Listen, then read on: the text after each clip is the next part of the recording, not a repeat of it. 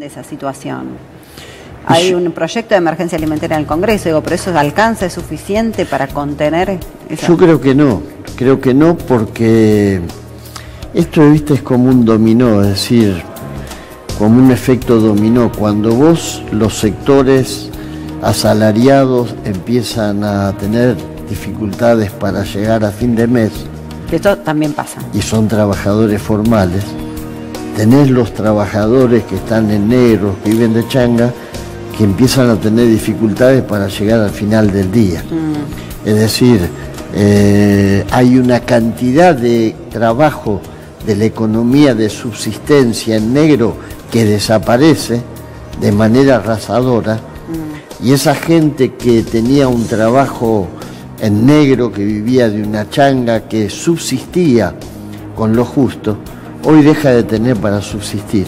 Entonces creo que eso es muy difícil resolverlo. Claro, eso digo, ¿cómo se contiene? Porque además me imagino yo que eso tampoco va a ser de un día para el otro, ¿no es? Bueno, a partir de ahora esta situación la única manera sería garantizando recursos para que en cada territorio, me refiero por ejemplo a los municipios, estén en condiciones de hacer lo que hoy están haciendo muchos intendentes.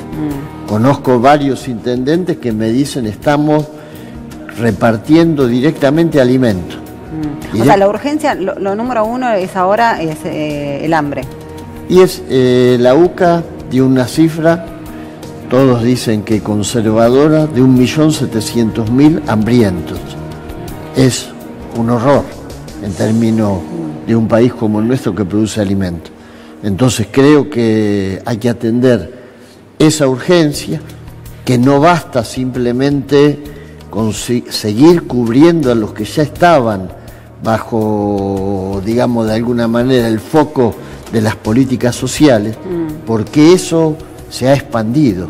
Sí, Vidal les dio 5.000 pesos, creo, ahora para los comedores. Sí, yo creo que eso es absolutamente insuficiente. Creo que hay que generar una política además que cubra las necesidades de todo el territorio nacional, y que lo peor que se puede hacer es pensar que esto se resuelve reprimiendo a los balazos.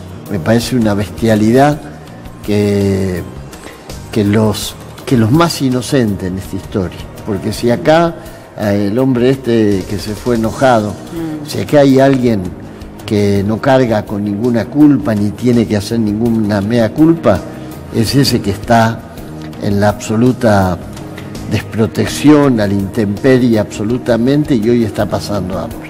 ¿Usted cree que el gobierno, de alguna manera, lo decían acá, lo decía Daniel Arroyo, y se está tratando de tapar el sol con las manos, con una mano? Y yo creo que sí, porque son, digamos, las políticas focalizadas del gobierno, digamos, estaban de alguna manera dimensionadas en función de un país que no tenía una explosión de hambre como la que tenemos ahora.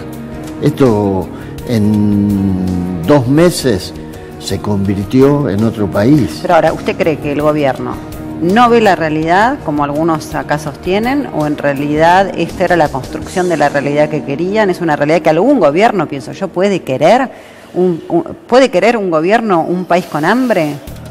¿Cuesta creer que alguien quiera gobernar para que la gente de su pueblo tenga hambre? Y sobre todo teniendo en cuenta además que el año que viene es un año electoral y que cualquier gobierno que gobierna quiere ser reelegido y quiere continuar. Sí, yo creo que, mira, Eduardo Basualdo, que es uno de los economistas más importantes que tenemos en la Argentina, plantea algo que es así: en la economía, cuando vos disponés una cantidad de medidas, generás una sucesión de hechos que a lo largo del tiempo te van a llevar a determinada dirección. El gobierno sabía, cuando generó las políticas que generó, con el aumento de las tarifas, la fuga de capitales, el pago generoso que le hizo, entre comillas, a los fondos buitres, la eliminación de las retenciones, los impuestos a los sectores de mayor poder adquisitivo, que también le fueron eliminados. Sabía que todo eso iba a generar una sucesión de hechos que desembocaba en una mayor desigualdad, en mayor niveles de pobreza. Es probable que no haya tenido la dimensión exacta de la profundidad de la pobreza y de la penuria social que iba a desatar. O sea, usted dice que esto es un plan, entonces. Esto es un plan. Este era el plan del gobierno. Sí, por supuesto, es un plan del mismo modo que es un plan, y sigue estando por lo menos en la hoja de ruta del gobierno, la reforma laboral, la eliminación de la justicia laboral, la eliminación del Ministerio de Trabajo. Eso forma parte de una decisión de convertir a la Argentina, que es un país todavía típico en relación con el resto de América Latina, en lo mismo que es México, que es Colombia, que es Perú. Vos tomás México, Colombia, Perú, son países que tienen cifras macroeconómicas que seducen a los grupos financieros, que están bien calificadas por esta calificadora de riesgo, etcétera, pero que tienen pobreza, desigualdad enorme, desprotección laboral, no hay organizaciones. ¿Y quiénes se benefician con este plan? Los dueños del capital financiero, los dueños de las compañías energéticas, los dueños de los pulsojeros, los dueños de las grandes mineras y pocos más. Es decir, es un plan para beneficiar a 1.000, 2.000 familias quizá en el país. En este momento de naufragio y de crisis, si todos los argentinos estuviéramos hundiéndonos debajo del agua, de la misma manera, seguramente que el gobierno tendría otros reflejos. El problema con esto es que los que tienen cuentas en los paraísos fiscales en dólares, cada día que el dólar sube y el hambre aumenta, ellos ganan. No es que todos perdemos por igual.